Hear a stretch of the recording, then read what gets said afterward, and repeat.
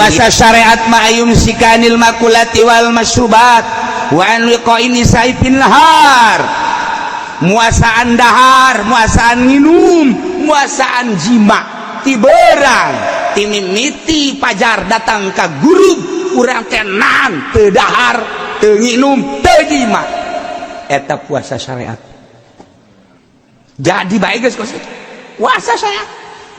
Geus puasa syariat asal teu dahar, teu nginum, teu jima. Ai kitu mah mata pake ngabuburit kapuri, celi pake ngadengekeun musik, ngomong sadaek-daek, leungeun cukal cekel karena berbagai permasalahan nu meunang jeung nu teu meunang. Kitu kene suku dilengkah-lengkahkeun sakadaekna, eta ngaranna puasa syariat. 99,9 hampir teu diterima. Sebab teu mah puasa ngan sakadar napaan dahar jeung nginum jeung jima, tetapi nu sejen teu dipuasaan. Puasa syariat disebut puasa umum. Nomor kedua puasa thariqah atau puasa khusus, ayum sikan jami'al dhaihil muharramat wal manahi wa zamaim, nyananahan tidak nu tadi teu dahar teu nginum teu jima syariat. Dipuasaan kunyana beuteung, dipuasaan kunyana zakar, dipuasaan kunyana dahar nginum beuteung. Di samping eta deui mata milu puasa, cili milu puasa, irung milu puasa, sungut milu puasa, leungeun milu puasa, suku milu puasa, seluruh anggota milu puasa. Masya Allah kan, Masya Allah kan. Ayum sikaan jami'al dhaih, nahan tina sakabeh anggotana, mata, celi, irung, sungut, leungeun, suku, al muharramat wal manahi wa zamaim, tina nu diharamkeun ku Gusti Allah, nu dilarang, nu dicacat, termasuk galbuna mithlul ujbi wal kibri wal bukhli wa ghairi dzalik. Jadi ujub di puasaan. Urang makan puasa mah puasa bae tapi rasa maneh aya. Aing mah hebat sakieu mah boho, aing mah puasa lain lalagaan. Puasa teh asanang sorangan, ujub ngaranna. Eueuh nanaonan da puasa kos kitu teh. Hapak teh mun cara pare gacung. Dipelak, disurubuk, buahan hapa gacung. Ketika diala nu boga na teh ya geus kieu bae wadau kunaon cak pamajikan garacung modal tanaga gacung ka geus bae ka ulah marah-marah atuh lain ulah marah-marah urang nungguan man gacung naon artina jadi ka manakeun tuh kebo jadi ka kebokeun jadi parab kebo. Tah puasa syariat ge engkena bakal jadi parab kebo. Eta puasa sia tah. Lah cenah kiai ge kos kitu babarengan atuh urang puasa kebo kabeh. Ya Allah. Tuh kan. Kibir takabur, sombong, bukhli. Ya Allah ya Rabbi. Kabeh penyakit-penyakit araraya di jero hate. Geus mata, geus celi, ieu deui hate, rasa ujub, rasa takabur, rasa bukhli. Nah ieu di jero teh teu dipuasaan. Maka fakulluha yubtilu shauma thariqah, ieu ngabatalkeun puasa thariqah nu puasa. Jadi puasa syariat mah muaqqatun, aya waktuna dahar, aya waktuna. Ketika beurang dahar batal. Puasa thariqah mah goer muaqqat, muabad ngaranna pijami umri. Geus lamun nyana ngomongkeun batur batal puasana. mun nyana ujub batal puasana, mun nyana takabur batal puasana. Masya Allah, mantap persis sakumaha dawuhan Kangjeng Nabi urang Kangjeng Nabi Muhammad sallallahu alaihi wasallam. Cek Kangjeng Nabi rumba shaimin laisa lahu min syamihi lal ju'. Loba jasa masyarakat, loba jasa umat, loba jasa kaum anu paraluasa, tapi laisa lahu min syamihi teu bogana naon puasana ilal ju' kecuali ngan lapar doang. Ngan sakadar lapar ganjaranana. Ima aya hiji awewe datang ka Kangjeng Nabi. Nah, Kangjeng Nabi mah bulan Ramadan osok barahan jasanya aing geuk datang ka Kangjeng Nabi menta dahareun pasti nya nama merek. Assalamualaikum. Salam sedangin. Ya Tuhan ya Rasulullah, ini ja'iyatun shaimatun. Abdi ieu lapar, abdi keur puasa. Cek Kangjeng Nabi, innaki lasti shaimatan walakin ja'iyatan. Siapa teu puasa ngan lapar doang. Ceurik jana ka ieu mah. Masya Allah. Oh, Masya Allah, Masya Allah. Isukna datang deui. Subaja'at tsaniyah. Datang kedua kali. Datangnya assalamualaikum ya Rasulullah. Salam. Naon? Ini ja'iyatun shaimatun, abdi lapar ye. Abdi keur puasa. Sarua. Cek Kangjeng Nabi, innaki lasti shaimatan walakin ja'iyatan. Mana mah teu puasa tapi kan boga lapar doang. Ambo cek Kangjeng Nabi. Dipikir jana balik deh ka imah. Langsung wa adat di baiti hadiu pe di imahna. Nyana dapakuran ke ya aing puasa cek yana teh. Ja puasa ieu ke di itu kunya coba aing deuk moal kaluar deuk di imah bae cuma. Kunci ku nyana awang puasa. Terus di subuh datang ke zuhur salat asup deui ka imah. Salat atas asar keluar salat maksudna ka wudu ka jero deui datang. Coba sore ka Kangjeng Nabi. Waalaikum ya Rasulullah. Waalaikumsalam. Nah, ini ja'iyatun shaimatun. Abdi ieu lapar, tur abdi puasa. Sedaqti. Bener anjeun. Terus nyana nitah, fa amara la habitat. Nyana nitah ka sahabat. Bae para sahabat coba kadiekeun korma ieu. Aya awewe ieu lapareun biasa ieu bere buka. Nyana merenung bae. Jadi aing di jero imah bae puasa tapi keluar mah aing teh dianggap puasa kek. Horenganan asal keluar bae ngobrol ngomongkeun batur. Keluar ngobrol ngomongkeun batur. Jadi nyana gibah karasa ku nyana. Oh, eta Kangjeng Nabi ka eta awewe eta gibah teh dianggap puasa. Siapa ngan menang lapar doang teu puasa. Eta zaman Kangjeng Nabi gibah dage meureun saeutik jasa atuh komo zaman urang. Ieu mah geus lain hapa lain gacung deui ieu mah geus eueuhan we sama sakali. Ieu mah jeung tangkal-tangkalna eueuh jeung kebo-kebo acan. Ya Allah ya Rabbi. Mantak sing ada ieu. Ngomong nunggu sekolot mah nyawa datang nyaho teu kan ka puasa deui. Iya datang nyaho teu ya Allah ya Rabbi. Masya Allah. Tuh. Ya. Nah iyalah seorang wanita mantak puasa na urang kudu ditingkatkeun ulah sakumaha Kangjeng Nabi ieu persis ucapan Kangjeng Nabi rubba shaimin laisa lahu min syamil ju' anus kelanjutanana rubba qaimin laisa lahu min qiyami ila sahr. Loba jasa jelema anu peuting tahajud tetapi teu boga ganjaran ngan sakadar mentang mata doang.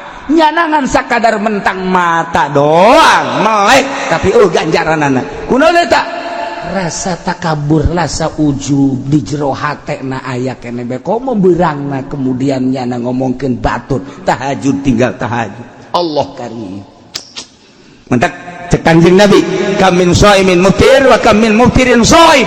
Loba jelema nu puasa tapi batal horeng hakikat nama.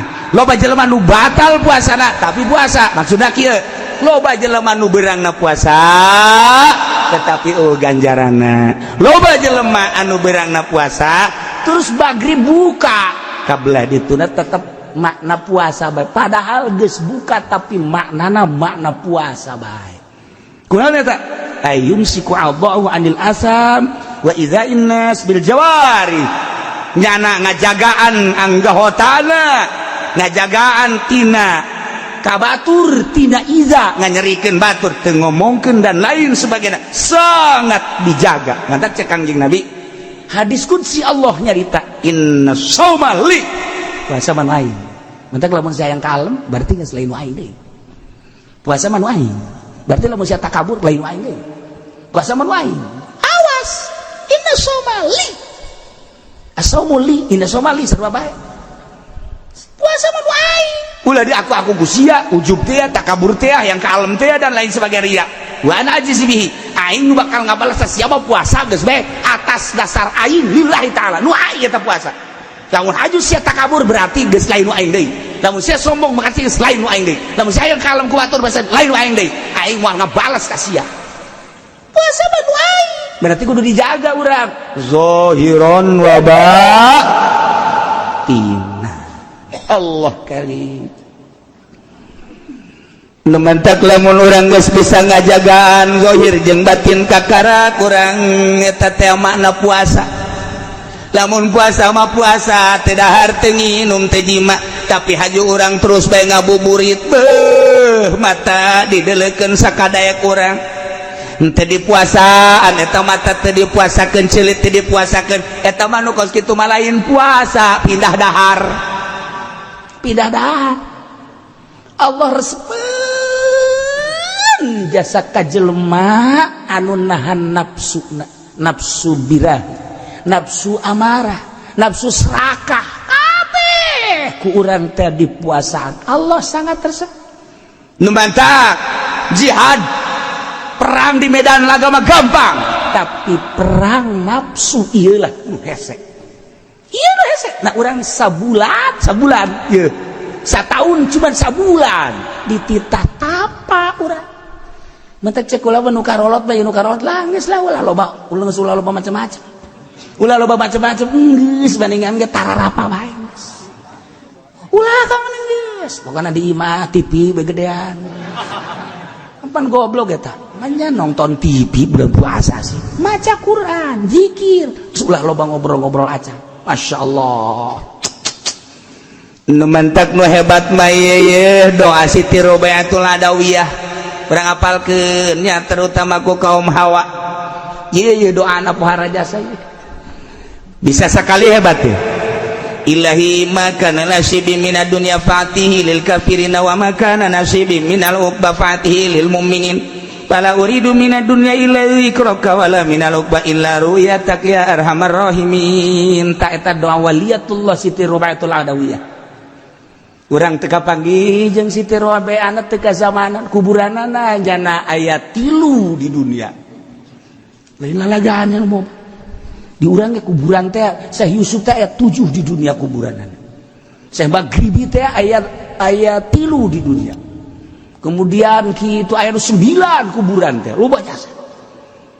Urang mah nyaho aya eueuh di kuburan ge bakal. Taya Siti Robaiatul Adawiyah iya dah di Basrah aya kuburanana, di Basrah aya, di Mesir aya Robaiatul Adawiyah mah kuburanana. Di Yaman aya kuburan Robaiatul Adawiyah. Tah ieu kuburan waliyatullah. Sarua jeung Wes Kurni teh kitu kuburanana kitu di Uzbekistan aya. Kemudian di dia di Baghdad aya Wes Kurni teh tungtung Baghdad aya. Wes Kurni malama aya nu ngaku di Yaman ge aya Wes Kurni anu ku kawalianana dicaritakeun ku Kangjeng Nabi nu pernah didongengkeun ku kaula. Ieu mah ieu Siti Robaiatul Adawiyah talar doana sakali deui. Ilahi makana nasibi minad dunya fatihi lil kafirin wa makana nasibi minal uqba fatihi lil mu'minin fala uridu minad dunya illa dzikraka wala minal uqba illa ru'yatak tah eta tah ya arhamar. Kedatang ka imah talarnya babacanya pihartieuna na ieu mantap jasa. Ilahi he pangeran abdi andai kata aya bagian abdi tina dunia Gusti mere dunia di dunia jang abdi Gusti abdi mah teu hayang pangbikeunkeun bae dunia bagian abdi ka kafir kabeh jang kafir. lamun aya bagian abdi di akhirat ganjaran abdi mah teu hayang ganjaran fatilil mukminin ganjaran abdi bikeun ka mukminin kabeh abdi mah dunya di dunya teu hayang pangbikeunkeun ka kafir ganjaran di akhirat mun deuk dibere teh abdi mah teu hayang bikeun kanu hayangeun ka mukminin abdi mah teu hayang dunya teh hayang ganjaran hampir ngarempot deui yang mal dibaca kan mal doa teu kira-kira cek tadi nama ditalar aja kieu mah wah seneng ngawarung bangkrut aing tadi nama resep bejaknya lah hayang lah cenah tala uridu minad dunya abi mategarabkeun tina dunya ila zikraka kecuali eling ka Gusti abdi mah di dunia cukup bae rindu ka Gusti eling ka Gusti zikir ka Gusti geus sakitu abdi mah teu hayang dunia saeutik-eutik acan bikeun ka kafir kabeh sebab dunia mah ngajauhkeun diri abdi ka Gusti sebab dunia mau poho ka Gusti sebab dunia mau cilaka jaga di akhirat mani bikeun ka kafir tanggung cilaka cenah mah supaya itulah biar teu-kira tah doa masyaallah lamun abdi bakal dibere ganjaran abdi teu perlu ganjaran Gusti bikeun ka mukminin nu hayang ganjaran teu hayang saeutik-eutik acan hayang naon atuh cak Gusti Allah abdi mah di dunia hayang inget bae ka Gusti hayang zikir bae ka Gusti di akhirat abdi mah teu hayang naon hayang deuleu doa ka Gusti geus sakitu di dunia hayang zikir bae boga rasa nikmat zikir di akhirat hayang deuleu ka Gusti atuh geus sakitu atuh teh mah pangarna di eta mah bakal naon kos kitu mah di sorga sabana Gusti teh mah oh sih teman di surga batu mangga teman kos gitu mau malah di neraka mah ya tuh sabodo cek ini teh geus kos gitu bae kula mah hayang ah endek ditalar endek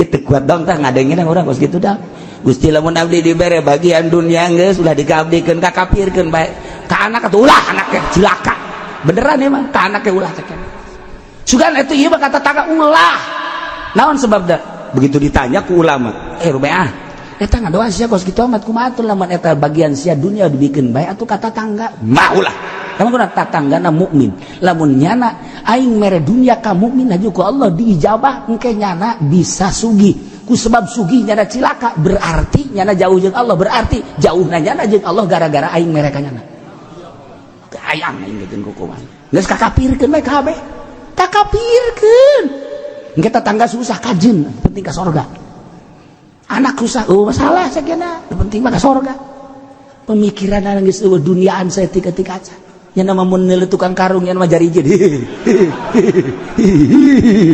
jariji sama aing saya kubahan dari kebocor aing para doa ya Allah sakitu bae abdi bah boga harapan di dunia kecuali zikir ka Gusti eling ka Gusti per detik per menit jeung di akhirat teu aya deui kecuali ningali langsung ka Gusti sakitu ka hayang abdi mah geus tirik ya Allah ya Rabb terakhir ialah puasa hakikat imsakul fuad an mahabbati basi wallah disebut puasa khususul khusus muasaan hate tina cinta kasalian Allah bisi di jero hate aya cinta kasalian Allah di puasaan per detik wa imsakus sirran mahabbati syahadati ghairillahi taala jeung nahan sir tina musyahadah tina mahabbah musyahadah kasalian Allah bisi sir aya kasalian Allah embung wali Allah komong nabiyin komong mursalin iwa sadaq jero hate kasalian Allah deh iyalah puasa hakikat ngaran sebab cek Kanjeng Nabi hadis kursi berarti ti Gusti Allah al insanu sirri manusia teh rahasia kaula kulantaran rahasia kaula seluruh nu aya di dunia ciptaan aing jangan usah los yang sia cak Allah wahai manusia aing teh nyiptakeun dunia langit bumi berbagai kemanfaatan dimimiti dahareun tanah kendaraan yang berbagai-bagai logam emas minyak dan lain sebagainya los eta teh jang sia kabeh jang sia tetapi wa ana sirru cak Gusti Allah tapi kula ia adalah sir manusia artina panjang mun dicaritakeun horeng manusia anu mukmin mah dibere ku aing seluruh dunia teu hayang nu hayang teh ngeusikeun aing di jero hatena jang naon sakitu atuh udag-udag dunia di udag-udag haju rusak banyak udag-udag rusak maning nu nyieun dunia urang ngahayangan sawah-sawah bakal rusak maning anu nyieun sawah Allah urang ngahayangan mobil-mobil bakal rusak maning ngahayangan nu nyieun mobil Allah urang ngahayangan naon bae maning nu nyieunna matak al insanu sirri manusia adalah sir kaula tapi wa ana sirru kaula sirna manusia tuh kabeh di dunia dibikeun ka manusia tapi manusia embungeun hayang ka aing bae sareng gitu matak wa ana sirru geus jelema anu datang ibadah datang ka zahir doang ieu ibadah zahir aya nu datang ka qalbu ibadah qalbu berarti toreko aya ibadahna rusir ke kajituna ya ibadah hakikat geus urang kuari mah ulah terlalu zahir teuing ibadah campuranlah kurang ibadahna make ibadah qalbu yakni bertoriko lalaunan mata urang puasaan ulah beteng dulu puasa mata ilukeun puasa ceuli ilukeun puasa sungut ilukeun puasa abeh puasa urang ieu sesuai jeung cak nu nitahna yakni Allah Subhanahu wa taala puasa umum puasa khusus puasa syariat puasa tarekat puasa hakikat mah meureun lain bagian urang tamangis timur salin jeung nabiin aya para aulia Allah urang minimal engkeut puasa thariqah mantak jaga ulah sampikeun ca Kangjeng Nabi rubba shaimin laisa lahu min ilal ju ngan sakadar boga lapar doang